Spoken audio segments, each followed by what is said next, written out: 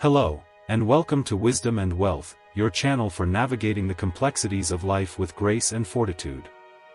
I'm excited to share insights that are particularly relevant for those of us over 40, who've likely seen a thing or two.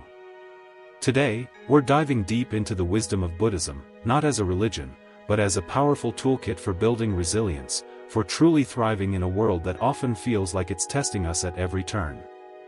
We're going to explore 10 strategies used by monks, soldiers, and everyday survivors to transmute suffering into strength. Now, before we get started, if you find value in content that blends ancient wisdom with modern-day challenges, please hit that like button and consider subscribing to our channel. We're here to provide practical guidance and support as we all navigate the ups and downs of life. We are going to explore some amazing tools to make your life better. Think of setbacks, betrayals, and sleepless nights. They're all part of a silent war for your spirit. The Buddha wisely warned that you won't be punished for your anger, but by your anger. It's a powerful truth to consider. What's crushing you isn't the chaos around you, but the storm raging inside. You might feel like you're drowning in stress, numbing the pain with distractions, even begging life to go easy. But life rarely does. The great secret is to have the ability to face all of life's challenges with confidence. The truth is, resilience isn't a gift, it's a weapon, and you're about to learn how to forge it. You've probably tried self-care, downloaded the apps, maybe even screamed into pillows, yet you're still here, exhausted, brittle, feeling one crack away from shattering. Why? Because nobody told you the real secret. Ancient warriors didn't survive battles by hiding. They transformed pain into power. Imagine facing your boss's rage, your debts, your loneliness, and instead of crumbling, you thrive. What if your darkest moments could become your greatest allies? This isn't theory, this is survival. In this video, I'm sharing 10 forbidden Buddhist strategies to hack your suffering. One of these strategies, if I had to choose, is the best. If you're already finding this helpful, take a moment to give us a like and maybe subscribe. We appreciate the support and it helps us to reach more people who can benefit from this wisdom. Now, let's continue our journey. One of these secrets alone rewired my mind after I lost everything. But the final lesson is so radical, so unfairly effective, that if you forget everything else, remember this. It will change how you breathe, fight, and live. So, ask yourself, are you ready to stop surviving and start warrioring? If your soul's screaming, yes, don't move, don't blink, and do not look away. Lesson number 1 is to master the mind, not the storm. Imagine a storm raging across the ocean, waves crashing against a lone boat. The wind howls, the sky darkens, and the sailor grips the rudder tightly. Fear grips his heart. He wants to stop the storm, calm the sea, force the winds into submission. But he knows that's impossible. Instead, he takes a deep breath and focuses on what he can control, his mind, his hands, his direction. The storm will pass, but only if he stays steady. This is resilience, this is wisdom. And this is what Buddhism teaches us about enduring life's storms. The mind is everything. What you think, you become. These words from the Buddha hold the key to resilience. Most people believe strength comes from controlling their surroundings, fixing problems, forcing solutions, resisting difficulties. But true power isn't about controlling the storm, it's about mastering the mind that faces it. You don't calm the ocean by fighting the waves, you learn to sail. Think about your own life, stress at work, conflicts in relationships, financial struggles. Each of these feels like a storm threatening to pull you under. The natural reaction is to fight, control, resist. But what if resilience isn't about battling the storm, but about shifting your focus inward? A warrior does not try to change the battlefield, he sharpens his sword. Your sword is awareness. This is where meditation becomes a weapon, not just a practice. When you sit in silence, you train your mind to detach from the chaos. You observe your thoughts, your fears, your worries without becoming them. The pressure of society, the fear of failure, the endless comparisons on social media, these are external storms. They will come and go.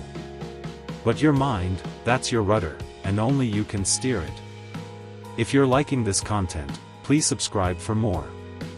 Imagine waking up tomorrow and deciding that no matter what happens, you will not react impulsively. Someone insults you? You breathe. A problem arises? You stay centered. This is the power of mindfulness. The ability to pause before reacting gives you strength over any storm life throws your way. Here's the twist: control isn't about force, it's about letting go. The more you try to control every outcome, the more suffering you create. The sailor who grips the rudder too tightly will strain his arms, lose focus, and tire quickly. The one who learns to move with the waves, adjusting with awareness and patience, survives the storm. Life's hardships are no different. The moment you let go of your need to control the external world, you reclaim control of your inner world. If you doubt this, test it. The next time you feel overwhelmed, stop, close your eyes, take 3 deep breaths. Instead of asking, "How do I fix this?" ask, "How do I navigate this?" with a calm mind. The moment you shift your focus inward, the storm outside loses its grip on you. So, ask yourself, what external storm am I trying to control that's distracting me from steering inward? Write it down. Name the storm. Then remind yourself, you are not the storm, you are the one navigating through it. That is the first secret to resilience. The battle is not outside you, it is within. 2. Emotions are like fire: tend, don't extinguish. A fire can be your greatest ally or your most destructive enemy. Imagine sitting by a campfire on a cold night. The flames provide warmth, light, and protection. But if you throw too much wood on it or leave it unattended, it becomes a wildfire, burning everything in its path. Emotions work the same way. When tended with awareness, they guide you. When left unchecked, they consume you. The most important thing in life is to have emotional intelligence. The Buddha once said, "Holding on to anger is like grasping a hot coal to throw it at someone else. You are the one who gets burned." Yet in moments of frustration, sadness, or fear, we grip that coal tightly, believing that feeding the fire of our emotions will somehow bring us relief. We lash out in anger, dwell in sorrow, or react impulsively, only to find ourselves suffering even more. The truth is, resilience isn't about suppressing emotions, it's about understanding them. If you have received value from this, please hit that like button, it greatly helps our cause. Thank you. Think of the last time you felt intense anger. Maybe someone disrespected you, a friend betrayed your trust, or life simply felt unfair. Your chest tightened, your thoughts raced, and the fire inside you burned wildly. The natural reaction? Fight back, say something sharp, take immediate action. But what if instead of feeding the fire, you simply observed it? A warrior doesn't fear fire, he studies it. He understands that anger is not an enemy, it's a signal. It reveals something deeper, an unhealed wound, an unmet need, a boundary crossed. Instead of reacting, he watches the flames with patience, knowing that if he stays still, the fire will eventually settle into embers. This is the power of mindfulness. Here's how you apply this. The next time you feel a strong emotion, anger, jealousy, frustration, pause. Don't speak, don't act, just breathe. Inhale deeply, acknowledging the emotion. Exhale, letting go of the need to react. Ask yourself, what is this feeling trying to teach me? Instead of being consumed by the flames, step back and observe their glow. You'll realize that anger, when understood, transforms into clarity. Sadness, when embraced, turns into wisdom. Fear, when faced, becomes courage. Modern life constantly ignites our emotions: a toxic email from a colleague, a disappointing text from a loved one, a frustrating delay in your plans. It's easy to let these moments spark wildfires. But true resilience is in the pause. If you haven't already, subscribe now. That moment before you respond, that breath before you act, that space where clarity is born. And here's the twist: emotions are not meant to be extinguished. Many people believe resilience means being unaffected. But that's not the goal. Fire is not bad, it's necessary. Anger can drive change. Sadness can deepen compassion. Fear can sharpen awareness. But only if you tend to them with wisdom. If you suppress your emotions, you suffocate your own growth. If you let them control you, they destroy your peace. The key is balance. So, today, ask yourself, which emotions are clouding my clarity? Write it down. Look at it without judgment.